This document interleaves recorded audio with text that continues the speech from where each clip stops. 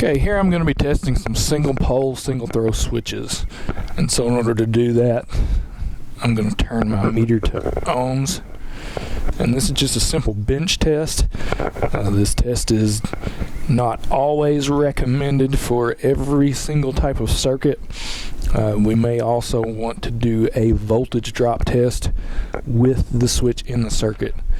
And so the first switch I'm going to test is this forward brake light switch. And so we've got two terminals here, and I'm simply going to take my ohm meter leads, connect one to each lead, and right now it's reading OL, so the switch is normally open. There are certain brake switches that are normally open. When you push the brake pedal, then it closes the switch, and in this case this is a normally open switch. I'm going to try to cycle the switch, and when I do that, it does go down to 0.5 ohm. So this should be a good switch. Again, a normally open switch.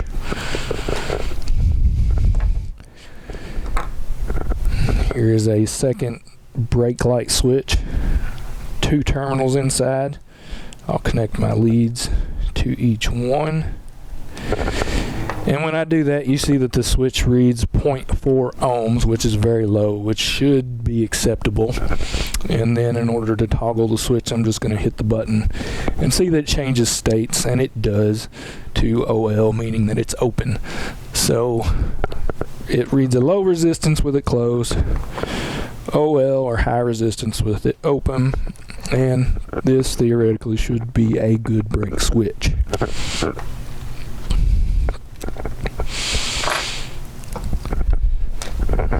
This is an AC cycling switch, air conditioning cycling switch, and I'm just going to test it to see if it is a normally open or normally closed switch. And I put the leads on there. It reads OL, telling me that this is a normally open switch. And we could maybe, no, there it goes.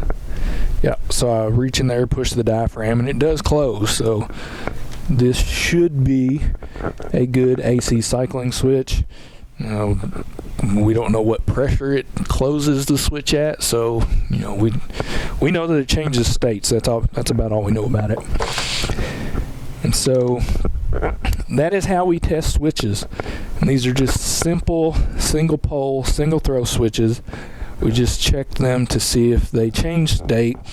We check them to see if they were normally open or normally closed.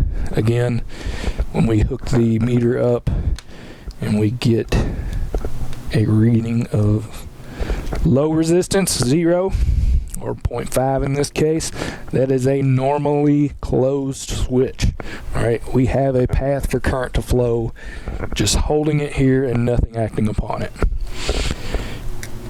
And whenever we hook to the switch and we get a reading of OL, that indicates that we have a normally open switch.